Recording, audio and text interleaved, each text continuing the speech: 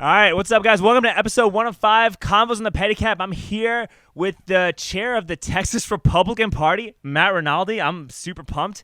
I've wanted to do this for a very long time. I feel like when I follow you on Twitter, we share a lot of the same viewpoints. Yeah. And I think it'd be really excited to talk about some of this stuff, and even the stuff we disagree on. I think it's like, I think you seem pretty level-headed and reasonable enough to like talk through what we disagree with to like come to something kind of like in the middle, because both of us kind of want the same thing, and it's to live in America. Basically, yeah, that's the whole point. So I'm excited to have you. I'm like super pumped about this, honestly. It's great to be here. Yeah, thank you. Yeah. I came. How did I come on your radar? I saw your video where you were at the school board meeting, and I forgot which one it was. It was in Round Rock, I believe. I think it was the Round Rock one. Yeah, it was hysterical. So, yeah, we had to about. No, that's a different one. That was in Austin with. That was a good one too. Well, thank you. But yeah, it was about abolishing the nuclear family, because that's what they literally are trying to do. Yeah, I just happened to. I came up. Well, I didn't come up with the idea. I just decided to build on the idea. I don't know, when you brought cuties into it and stuff. I was, but you got to work on the mask wearing though, because you revealed yourself because you're clearly like uncomfortable with it. Yeah, I have to practice it more because I mean, I don't know if you could tell, I wasn't very used to wearing a mask. I know that's what outed you, I think. Well, perhaps. But anyway, I think a lot of people have moved to the right a lot more than to the left these past couple of years. Well, clearly, because now the right's defined as everybody who was normal 10 years ago, basically. Yes. So it's a pretty broad brush there. No, but it is kind of fascinating to think about that, right? Because, like, before COVID started, you had like actual progressivism was really like on the rise in America. Mm-hmm. You know, like before COVID started, Bernie Sanders was going to be the Democratic nominee for president. And to be honest, he should have been the Democratic nominee if like Obama didn't make that phone call and all these neoliberal candidates didn't all drop out at the same time, except for Elizabeth Warren. Right. And if Bernie Sanders had been the nominee and there was no COVID, Bernie Sanders probably would have won. I think he would have had a very good chance of winning. Everyone thought he would have been an easy loss. I don't think so. No, I agree with you on that. Yeah. Yes. Bernie Sanders, and I think that the reason why Bernie Sanders would have won is because Bernie Sanders packed stadiums when he spoke, right? And Donald Trump also packed stadiums. Okay, both of them packed stadiums, and both of them kind of appeal to the same demographic of people. Mm-hmm. You know, like disaffected working class people were the ones that like people like Sanders and Trump appeal to, and you're gonna get a very interesting like exchange of ideas if you saw both of them face off against each other, I think. Yeah, like so he's crazy, but not threatening, because I don't think that people would think he could pull off any of that stuff. Destroying the whole country. Well, I don't think he would have been able to be honest. I think that like the country would probably have been better off with a Sanders presidency than a Biden presidency, because everybody would have just said no to everything he did and nothing would have happened. Whereas with Biden, people are literally voting and actively championing the destruction of the country because it's corporately subsidized. Well, yeah, plus you'd have somebody who would be concerned about how people would perceive him and think of him. And we don't have that now because Joe Biden doesn't even know what he's eating for breakfast. And effectively, you have a presidency run by people who are not accountable. I mean, there are people using him as basically a puppet to implement these crazy policies that no self-respecting person would do if it was their name and their reputation on the hook.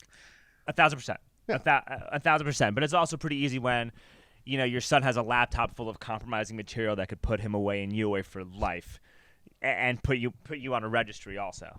Yeah, I mean, it's not difficult. No, that's true. But that being said, a lot of people were I think going more left than right pre-COVID. And I think it's because like you saw, you know, because with Donald Trump, right? Donald Trump did a lot of really good things for the economy, did a lot of good things for people's portfolio. If you owned investable assets, if you had all these things that you were doing, you benefited handsomely from a Trump presidency. But the problem was that like, and this is a communication issue, they didn't really communicate to the masses how to take advantage of a Donald Trump presidency during the first term. Yeah, that's true. Also, I mean, you have a president who, so a majority of the people in the United States don't wake up every day thinking about politics like a lot of us do.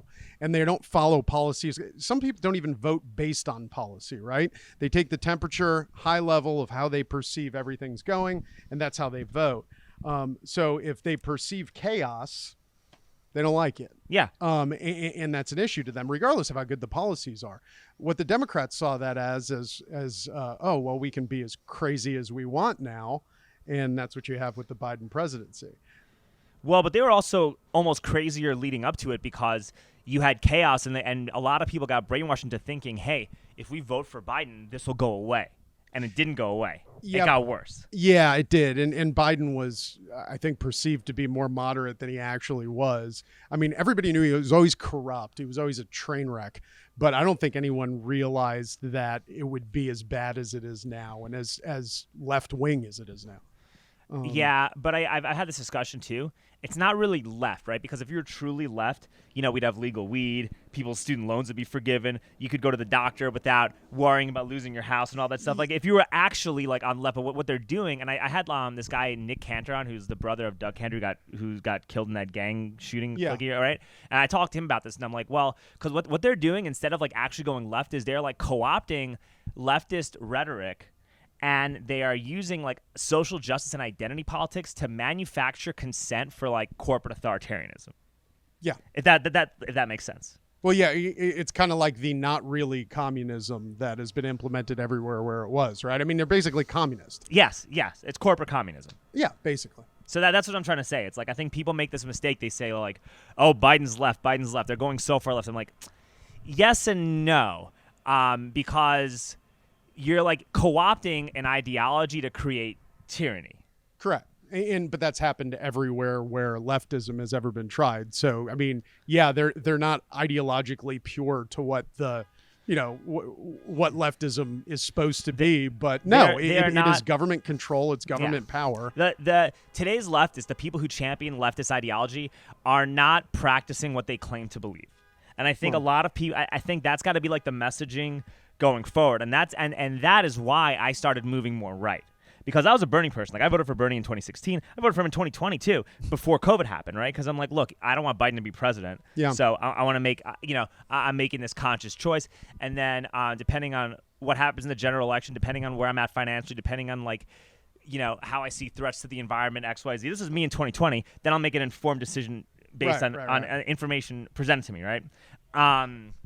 But it's really hard to like support a political party and an ideology when those same people that care about workers and worker rights and working people could care less about whether or not I was able to make a living during COVID before I was even getting any unemployment. And I'm like, wait a minute, like you're supposed to care about working people, but you're throwing me under the bus and calling me names and like making fun of me, and like you're like insulting small business owners who don't know whether or not they're going to be able to survive. Yeah. Whereas everything you're championing for is causing the stock market to bottom, and the only people that are going to be able to take advantage of this crisis are going to be people who are super rich with cash on hand that get to increase their holdings while everyone else suffers. And it's your ideology and the things that you are championing that are facilitating this to happen.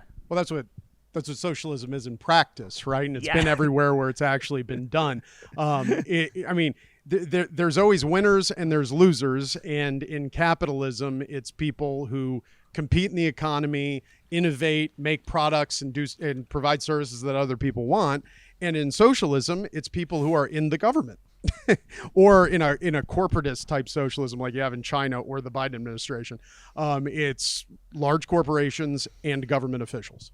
Profit. Yeah, and then you use stuff like ESG that justifies what they're doing. It's like, oh, look at how great these guys are. They got pronouns in their bio. They have Ukrainian flags in their bio. We should totally trust them with their money. They like really care about the general populace, Yeah, that's a big tip off. Yeah, that you're dealing with. A little bit, a little bit. You think the Republican Party's losing a little bit of momentum these past couple months? No. Interesting. Not interesting. Not more than usual. So if you look at every midterm election, Polling always tends to favor Democrats and show the Republican Party losing momentum in August. It's Really? a trend. Yeah, That always happens. always does. Because if you're a family, what are you doing in August? You're Getting ready you're to go to going on school. vacation before school starts, Yeah. and you're getting prepped for school. So Republicans always lose some polling advantage in August, and then pick it up in September. I didn't know that. I thought because I sent you that predicted link, and I've been a little concerned. Yeah. So the predicted leak, I think, is accurate. Okay. So that's a little different. I'm talking about like the polling. I'm not talking about polling. I'm talking about like literal betting lines and seeing that trend go down sharply from a betting website. Yeah, that's a little different because the trend went down not in the congressional races, which are still at like 80%, but they went down in the Senate races. Well, and there's a reason for that. Sure. And it's that disaster of a candidate in Pennsylvania, for one, that That we is a disaster. Well, that's a disaster. But that's okay. that we nominated in the primary. That's just only one person though. Like that's. Yeah, but when you're looking at the states, the Democrats have more competitive races where Republicans are incumbents. So you got Toomey in Pennsylvania. That's a Democrat pickup. You have to make up for that, right? You have to take Georgia. Wait, so Toomey's a Republican, right? Yeah. So how do you know that that's going to be a Dem? Oh, because it's going to be Dr. What Oz I'm talking and, about is you have the Dr. Oz race where he has something like 70% disapproval. Yeah, he's not winning. Dr. Oz is not winning. No, he's a train wreck of a Yeah. candidate. That was ridiculous. He can't even go grocery shopping. He's never been he's never been grocery shopping. I know. But okay, so you have more races like Toomey in Pennsylvania, which is a Republican seat that's up for grabs. It was a bad year for Republicans given the seats that are up for election. So it wasn't. I mean, next time I don't even know how many seats are up for Democrats, but there are more Republican seats up than Democrat seats. So you're already starting from okay, so you're starting. Okay, and so that's why. But even so, you saw it like a 70-30. You saw a 70% likelihood of Republicans getting House and Senate in June, and now it's like 40. Yeah, I didn't think I thought the June one was a little off. I think people are overreacting to like the Blake Masters win because Blake Masters is one of the best. Oh, that guy's that's the man. I love have. Blake Masters. Yeah. Oh, he's amazing. And Terry Lake is great. Yeah.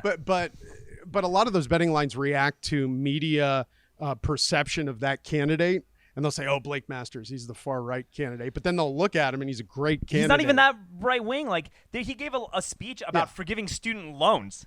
Yeah. You know what I mean? Like he's the only Republican, and him and Ron DeSantis are the only like Republican people, and they're the most far right that are actually willing to agree with progressives on student loan forgiveness, and the media calls them far right. Yeah. So I mean, Blake Masters they're reacting to. If you look at like Kerry Lake and Michael in Wisconsin, I don't know who that guy is. So he beat Cleefish, who's like the Bush establishment Republican. Right. And Michael's a great candidate. I think he ran for governor in the past too. But people don't know it, and it shifted 10 points immediately.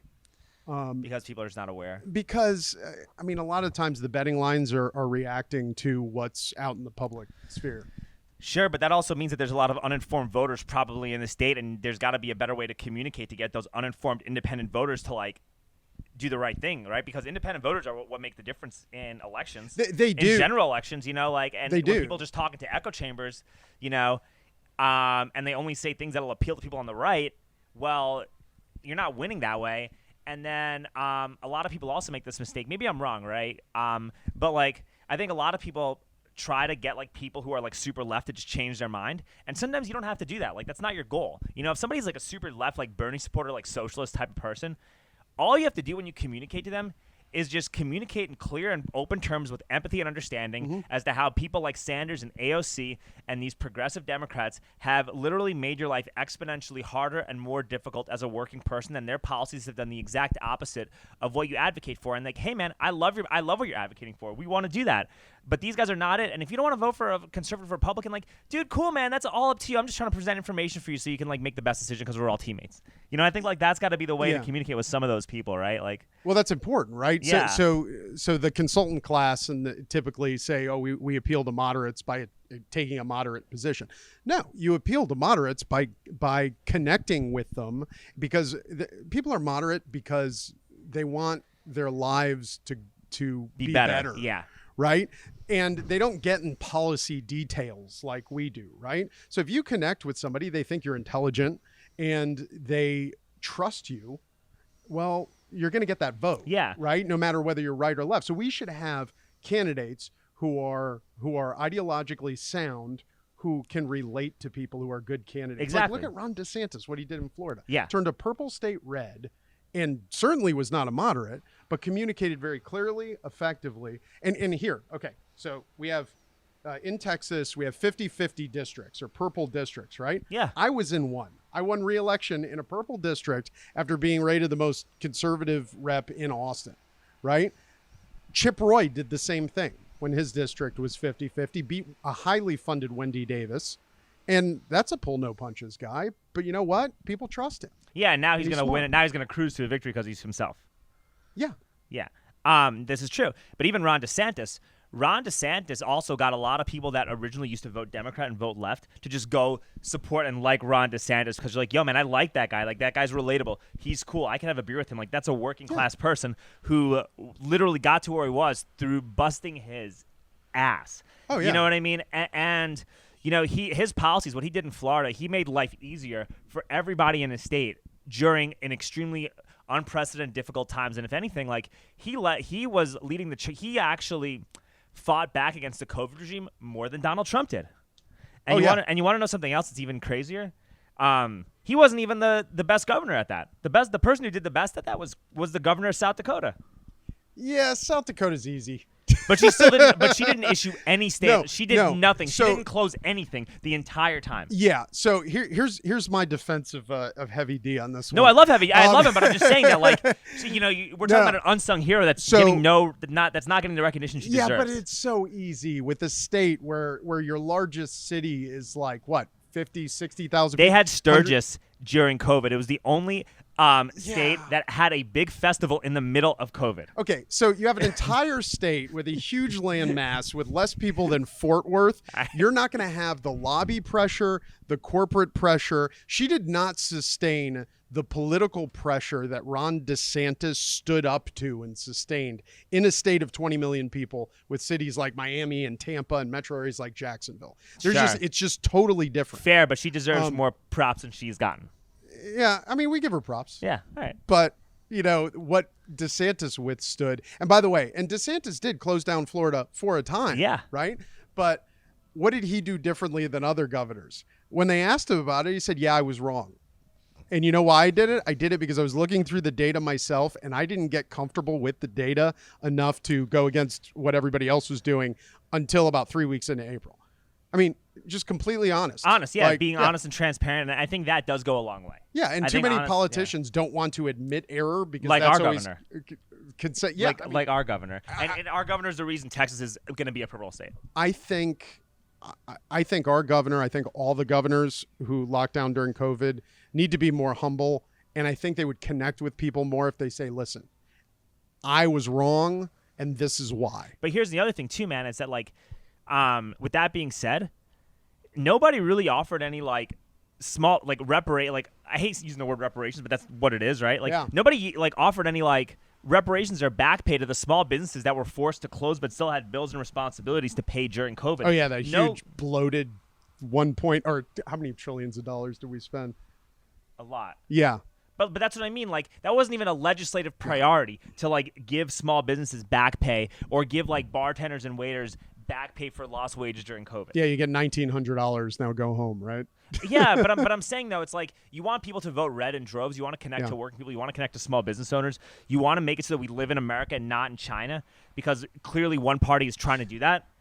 Go say like, yo, we need to we want legislation to give money to give back pay to small business owners and for service industry people and even some musicians for wages that they lost during COVID. Yeah, I mean, and not only that, but you're talking. I hate the word reparations yeah. too, but I hate it too because I'm like, what the government did to small businesses, to working people, was a civil rights violation, and that should be compensable. What they did with vaccines and mandating them yeah. and firing them Yes. is absolutely. I mean, it's an atrocity. It was one of the worst policies we've ever implemented in the United States of America. and I mean, it's a human rights disaster. It's a human rights Yeah. disaster, and it should in theory cause there to be a landslide red bloodbath after what happened. Yeah, it should. And Republicans need to be very adamant about the fact that this will never happen again. And if you were involved in it, You should say I was wrong. But that's not being Yeah. communicated in mass at scale. No, it's not. And But it needs to you're be. the Texas GOP chair. Like, do you have any say to like, hey, Governor Abbott, maybe you got to like advertise this a little bit more when you're running, like, like, Yes, I think everybody should listen to me more than they do. So, and, but like, I'm just like, I absolutely. If you're an elected official, you absolutely should always listen to me, because if you did, you would never shut down the state in the first place. yeah. See, you would have been like everybody would in Texas would have been like Ron DeSantis if they listened to me. But no, all I can do is, as a party, I can encourage our candidates to communicate effectively, to actually own up to what happened, and make people confident that it will never happen again if they vote for Republicans. And as keeper Abbott's of not inspiring that confidence. I understand. Believe me. But all I can do is communicate as the Republican Party chair, as keeper of the Republican brand. Obviously, candidates will have their own communication. Some will disagree, but as a party, that's what we're trying to do, is drive the narrative, to drive the issues, to try to make it politically beneficial for candidates who are hesitant to take these strong stands and to implement these policies. They need to be rewarded and encouraged with like love and support, and there's got to be a better outpouring of love and support to encourage people like Governor Abbott or Dan Patrick or Ken Paxton to like really band together and just do what's right. And yeah, I mean, and like banning vaccine mandates, which should have been a legislative priority. It should be. It should have been a legislative priority. Well, I mean, you got the chance to vote on it. I didn't pick the legislative priorities. Well, I'm not a delegate. Well, you should have been a delegate. So you can't complain. I didn't. I was just getting, I was just growing into it and becoming like more active and involved because of everything that's happened. Like, so I didn't even vote. Like the first time I ever even voted red was in 2020. Yeah. Okay. So that's understandable. Yeah. It would have been tough to get elected delegate anyway. Yeah. But yeah, I mean that's obviously in our platform. It's something that we will be pushing during session. I set up a special committee so that we're not just talking about what's on the legislative priority list, so that we're also advocating for important platform priorities like ESG, like banning ESG, like DeSantis did, also property tax relief and other stuff. So here's my other thing too, right? With that, you're seeing like energy crises and food crises and all that stuff. Like, if the Biden administration starts making these like federal guidelines, or they start having like weird stuff in the climate bill that starts preventing you from being able to produce food the way you're supposed to produce food or produce energy, or like, right now gases are at a pretty are not horrible because you're dipping into the reserves, but eventually gas prices are going to shoot back up because there's only so much reserves that you have, and you're not allowing drilling in certain areas. Like, is there going to be like a point where you're like, man, people are like literally struggling to put a roof over their head and pay their bills? Like, there is literal land that we can drill for oil in a safe way, and that they're not letting us drill for it. Is there going to get to a point where we're like, you're just going to actively defy these federal rules to like, make it so people can heat their homes and drive their cars and like go places? I mean, not to like. As far as defy federal rules, I think we as states have tremendous power because we have huge swaths of infrastructure that we control, and the red states banding together will have tremendous political power if they want to do something like that. But let me say, with the gas prices, right? It is oil's a futures market. It's because you have a president of the United States that was threatening to put oil executives in jail. And by the way, the reason why gas prices are down now isn't necessarily because of the reserves. That's minimal. It's because we're in a recession and we're going into a recession. Did demand. Demand is driving that. Destroyed demand. So it's artificial. So no, we need to drill, and we need to elect a president who's not going to go out there and say, let's jail oil execs. Because when you're prospecting for oil, you're talking about a long-term investment. Why are you going to invest in 20 years from now when Democrats are saying they want to ban oil in 20 years? Yeah, and we don't even have the infrastructure to like have solar, wind, and renewables as an effective source of energy. No, and we're not even close to getting that infrastructure built to even get there. No, not at all. Not even close. You know what I think we could do from like a student loan perspective, right? And I just thought about this, and it's that. What if you just forgave the student loans of what if you were to forgive the student loans of people. But in return, they have to spend like 5 years helping to build the infrastructure to like sustain something like that. I mean, Instead of like having to print up trillions of dollars to do this stuff on a multi-years long basis where that money doesn't even get accounted for anyway, and you just create massive inflation. Like, what if hypothetically that were to happen, where they're like, hey man, we're gonna forgive the loans that we lent you, or at least like the interest or like a large percentage of it, but you got to work and you have to help build, you have to modernize and update our infrastructure so that we can actually use these renewable sources of energy in conjunction with fossil fuels, so that we can have like cheaper. how did you just tie student loan to fossil fuels? Well, you just incentivize a cheap and a cheaper and more efficient way to like improve your infrastructure, and you just say, hey man, you get to build these, you get to update these. You get to update this new infrastructure that we're trying to do, and we'll forgive your loans in exchange for that, and we're going to pay you like $9 an hour for 3 years to do that. I mean, here's. I'm just throwing it out. I'm just throwing an idea because I think it's good to come up with new outside the box ideas to just see what's. Yeah, economically, the student loan forgiveness issue is something that I don't think is tenable, because first of all, it's a huge who is it a handout to? It's a huge handout to universities, who are already able to charge far too high tuition because of the student loan. Well, it's programs because and the government's lending the money out at interest. So what if they forgave and after forgiving, they made it illegal for the government to lend money for kids to go to school?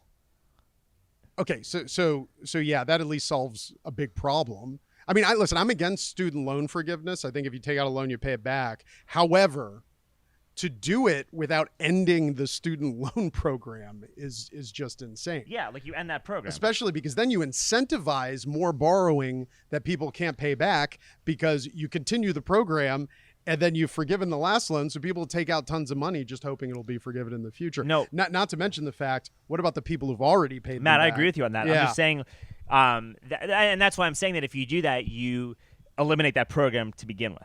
Yeah, and by the way, how about to nip it in the bud, we start controlling the tuition of state schools again and lowering the tuition of state schools. I mean, UT has a multi-billion-dollar endowment. It's flush with cash. We give it money every year from our state budget, taxpayer money. Why are we doing that? I don't know, but we should. If we the do, more money we give to them, the more they spend on bullshit programs which raise their tuition. Correct. And not only that, but I mean, if public universities, what are we buying? What is the public good that taxpayers are buying? We have private universities that are far too expensive also. So what are we buying? We're buying affordable education, but education is not affordable.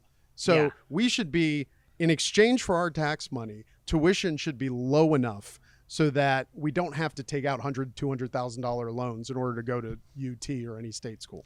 No, I agree. That's absolutely bonkers that we're doing it. And honestly, like I used to be a sub in like Hayes County, right before COVID, and I would go into like high schools and like tell the kids like they'd have like there was one time they had to do a worksheet on like how college grads made $1 million more than non-college grads in their lifetime, and I'm like, yo, that is central bank propaganda. What? Everything on this sheet is a lie. That is false. Do you know what student loans are? Do you know what compound interest is? Do you know that you're gonna have to pay that back even after you die? That'll never go away. It's like literally being in a gang, taking out a student loan, and I went off on them, and I'm like, listen, if you don't know exactly what you want to do and you're not fully committed to doing what you want to do, don't go to college. Just go be a plumber. Go like I drive this tricycle around downtown Austin, and I probably do comparable to your teachers. Yeah. You know, like so. Oh yeah. No, I mean, my son's 4 now, but when he's in college, I'd take the amount of money that I would have spent on college and say, let's start a business. Yeah. Here's seed money for a business if you got a good idea. I mean, that's worth more now. When I have an economics degree, and when I was doing my study on it, my economics degree, I remember this is in the 90s. It was barely a good move to go to college. You would barely make your investment back, and that was when tuition was $7,000-8,000 a year at a state university. Matt, you own any Bitcoin? No. What? Okay, interesting.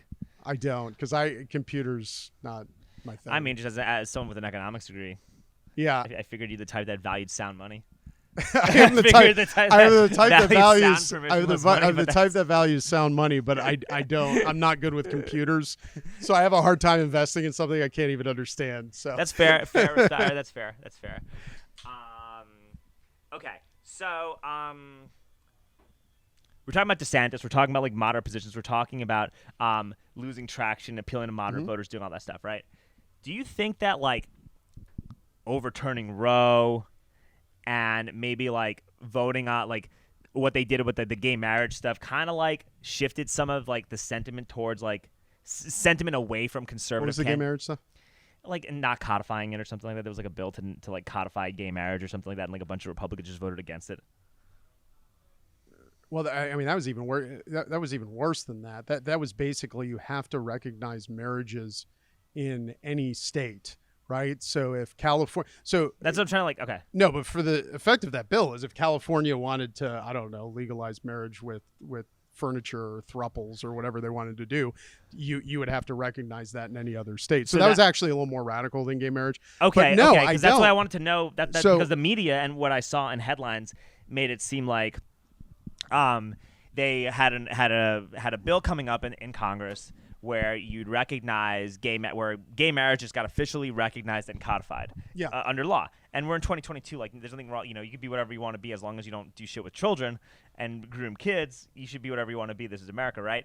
So, like, you see that and you see like that headline, and you're like, well, whatever. What's the problem? Just say yeah. Like, who just say yes and keep it moving for that one simple thing. But if you're expanding it on saying that they're making the definition of marriage like I can marry my cat and my dog in that, then yeah, I see your point. No, like, well, that's just one point. One point is it was a far more encompassing bill. Secondly is Republicans do believe in traditional marriage. You can be whatever you want to be, but we've seen over the past, well, I guess since 2016, or when was the opinion in the Supreme Court? I'm sorry, I'm just blanking right now. No, that's fine. Because there's no air conditioning. But I mean, since then we've seen, and I know we disagree on this issue, but since then we've seen the slippery slope happen, right? Yeah, I don't think it's because of gay marriage, but continue. Well, all right, continue. I want to hear this. Continue.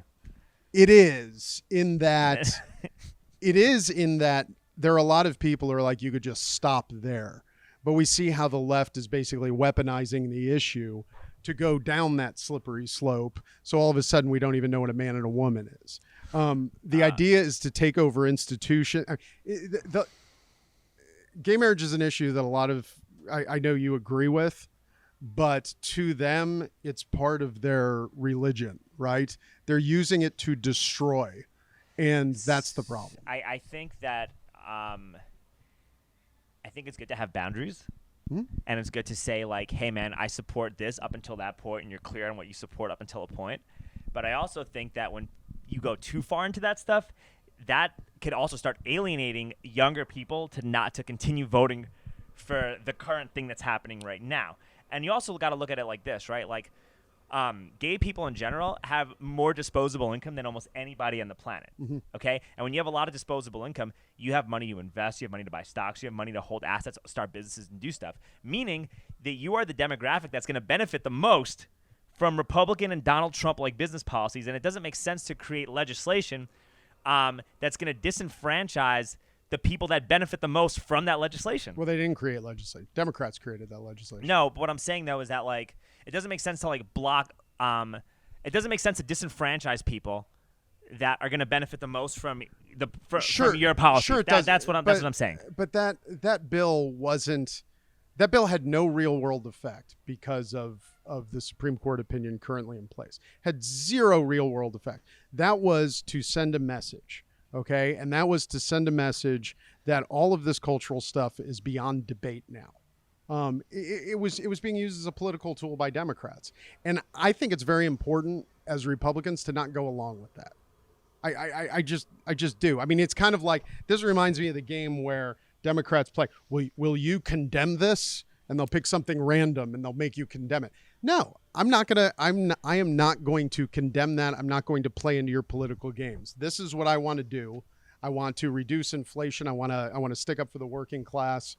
This is what I want to do, and I'm not going to play your games. I'm also not going to accept your categories. people's identities are not who they decide to have sex with or the color of their skin. Yeah, nobody cares. And right? I don't think the Republican Party should play into that, because every time I get something from the RNC, which bothers me, is always based on Hispanic Republican this or skin color or something. No, I'm not accepting this. We're people. We're parents. We're people who want to be parents. We're people who want to have a strong economy. We're families. I'm not buying into all the. I agree with you. I think listen, separating people. Generally speaking, I think that if you want to get what's yours, if you have an entrepreneurial mindset, if you want to grow, if you want to help other people grow, if you value freedom and liberty, and if you hate communism, you got a place here. Right. And that's what I think. And it literally shouldn't matter what you look like, what your sexual orientation is, what you want to call it. Like, it doesn't matter as long as you have those values. That's all that matters. Yeah. But I think that you do have people, and a lot of people in those communities, who still don't feel that way.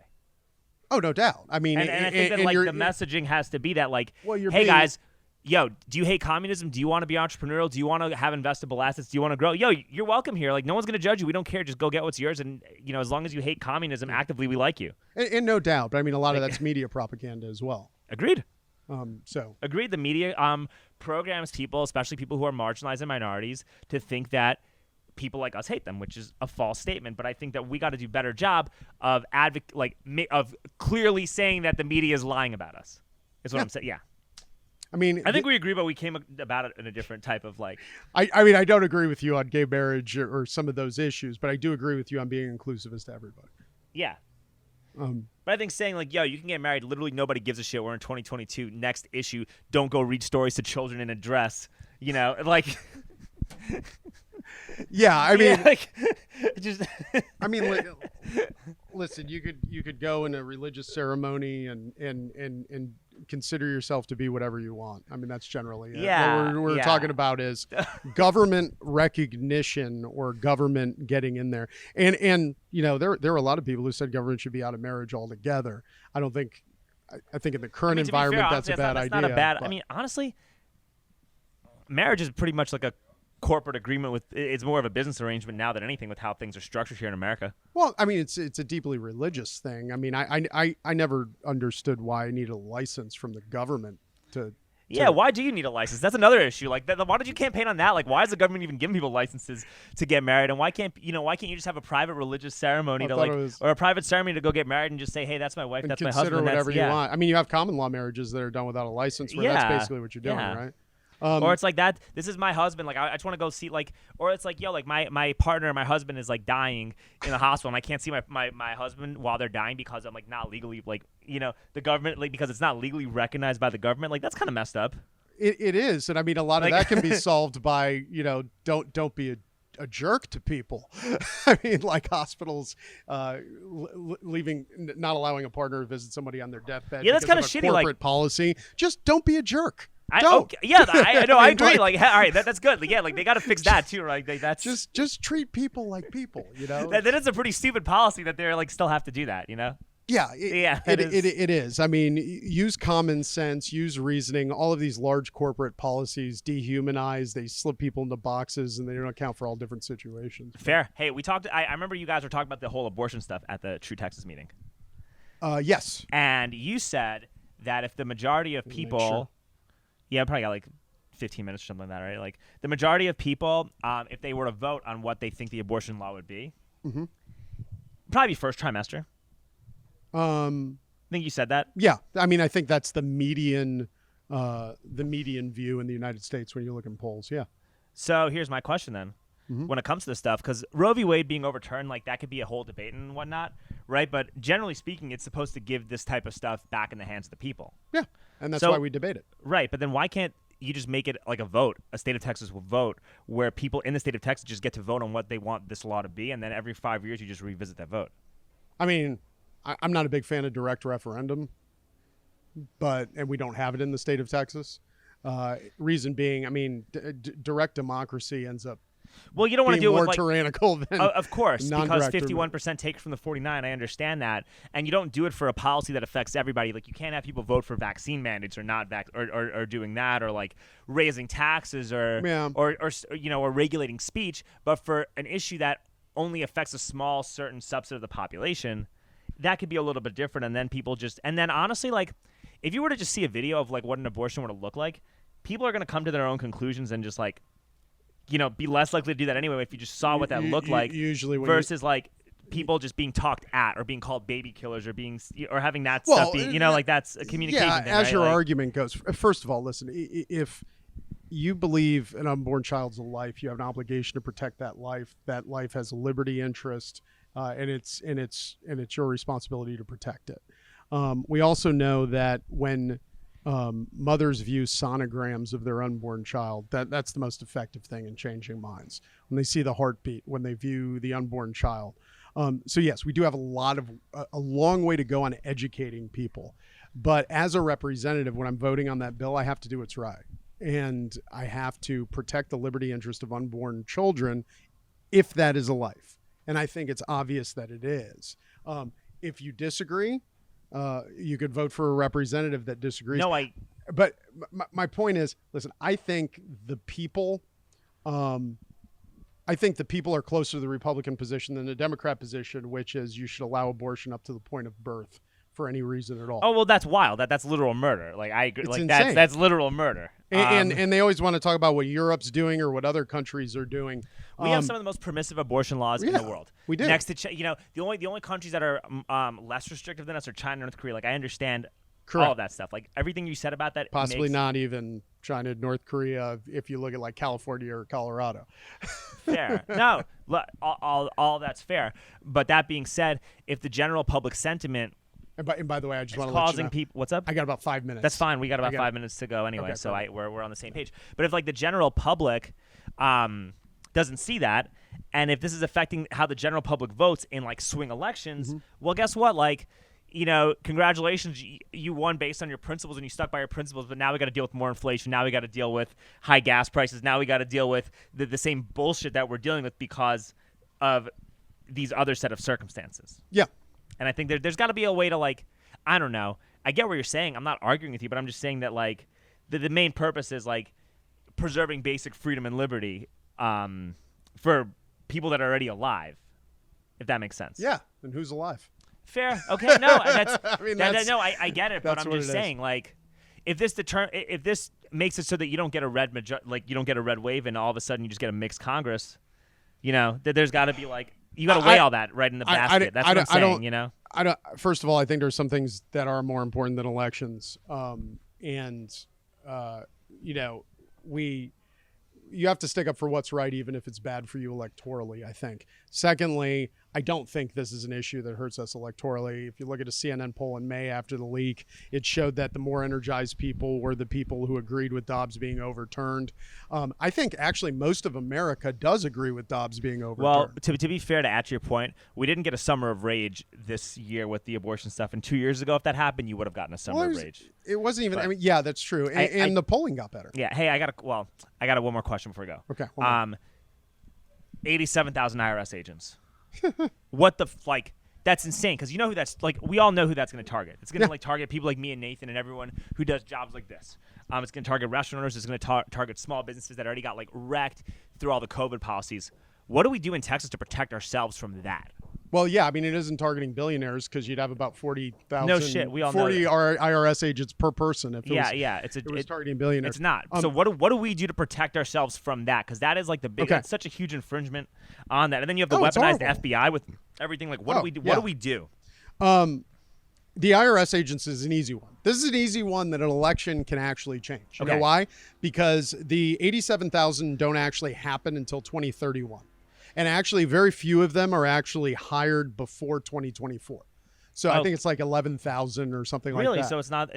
It's not all at once. So if you want to stop it, elect a Republican Congress and demand that they repeal that law. Okay. I mean, that's an easy one to change. We can stop the bleeding before it even starts on that. Well, good. I feel really comforted. And as far as the FBI, I just went on Kenny Webster's show today saying this. I went on his thing for a little bit too with my disband it.